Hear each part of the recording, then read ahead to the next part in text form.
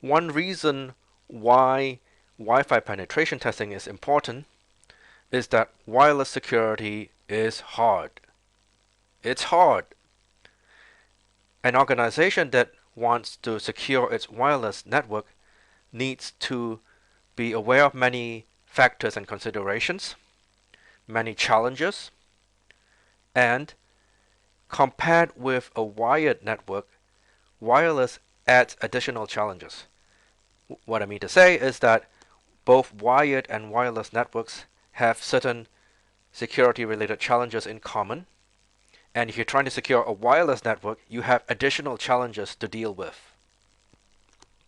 Here's a high level list of the challenges that an organization would have to deal with in order to try to secure its wireless network. Firstly, there are the general considerations, which are things that apply to both wired and wireless networks. The next slide is going to go through some of these general considerations. So we move on to the next item in this list. When you have a wireless network, you also have the specific challenges arising from wireless, such as the broadcast nature of the wireless medium.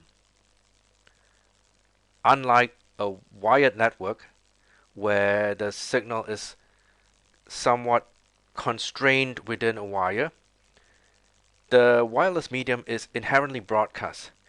Yes, you can have directional antennas instead of omnidirectional antennas, and that can channel your energy in a certain direction, but it's not really the same as sending it in a wire. And if you really want to do really pinpoint accuracy with directional antennas, that runs into other challenges with your antennas as well. Furthermore, if devices are going to be moving around, you can't really be doing that very well because you have to keep tracking and shifting your beams, and it's not really the way to go. So it's something that we have to deal with from the security point of view. Additionally, there are specific challenges arising from mobility. As you move around and you're changing your point of attachment to the network, that makes it more difficult to secure your communications compared with wired communications where you're physically connected to a network and you're not really moving from that point of attachment. Then wireless devices also need to be concerned about battery consumption of energy, and that also makes it difficult. So anyway, let's take a look at the general considerations first. In any network that's trying to secure the communications, there are cryptographic algorithms being used. These use sometimes pretty sophisticated math to secure the communications. However, it's not easy to get these right, so there can be flaws in the building blocks, whether it's the pseudo-random number generators, ciphers, whatever building blocks they're using. Sometimes there are flaws that can be discovered in them, and then that can compromise the security of your system. Even if building blocks are themselves okay, sometimes then the combination of these building blocks, if you don't combine them appropriately, that can also lead to compromises in your security.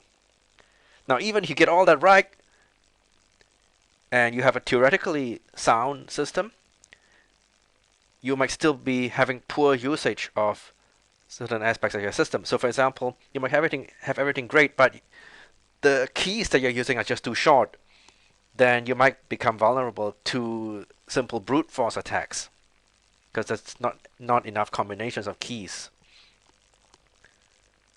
And that's about securing your cryptographic algorithms. Now let's say you have got your cryptographic algorithms well done and well designed. Even then, you still have other concerns because the hackers might be trying to get around these protocols through other means, such as social engineering. With social engineering, we're talking about how organizations are made of people, and these people might not really be very security savvy. So you might find hackers being able to trick someone into revealing information about the system, revealing things like their passwords, and whatever other human mistakes that people can make. So that's where the social engineering comes into play and makes it hard. You have to educate your users. Besides that, poor policies can also cause problems. Example is that there are certain best practices like periodically changing passwords, but if these policies are not in place and people don't actually do that, you might end up with a situation where the system is not as secure as you think, because attackers can spend a lot of time. They have a lot of time. Passwords are not changing. They can gather data at their leisure and eventually might be able to compromise the security of the system. One final challenge here is regulatory constraints.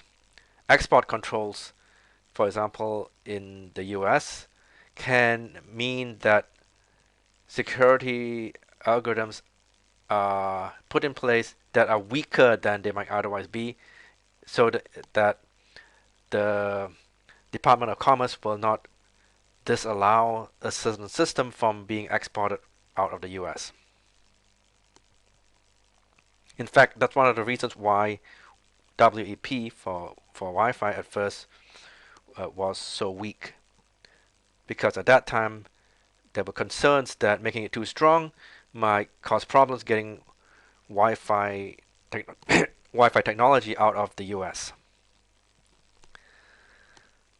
Then we get to the wireless specific challenges, and I already mentioned about the broadcast nature of the wireless medium being one of the problems. Because of this, WEP was introduced in Wi-Fi.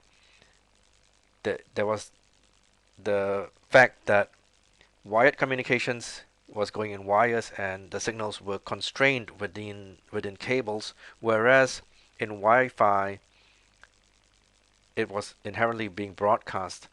So wired equivalent privacy was meant to be something not super secure, but to make the privacy in Wi-Fi somewhat equivalent to signals in wires in a wired network.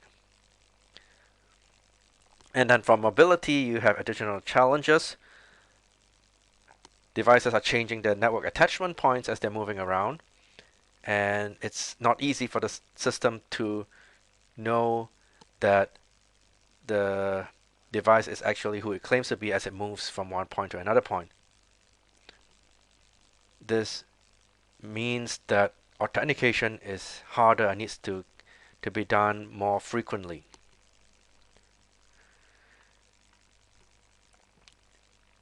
And now, last but not least, wireless devices also have constraints. They impose constraints on what we can do from a security point of view. Because of hardware limitations, for example, the algorithms that can actually be used might be limited. You might not be able to use the most strong algorithms. And similarly, battery or power concerns also can limit what can be done. And this is not just theoretical. WPA uses certain cleverly designed protocols that can work even on hardware that is somewhat limited.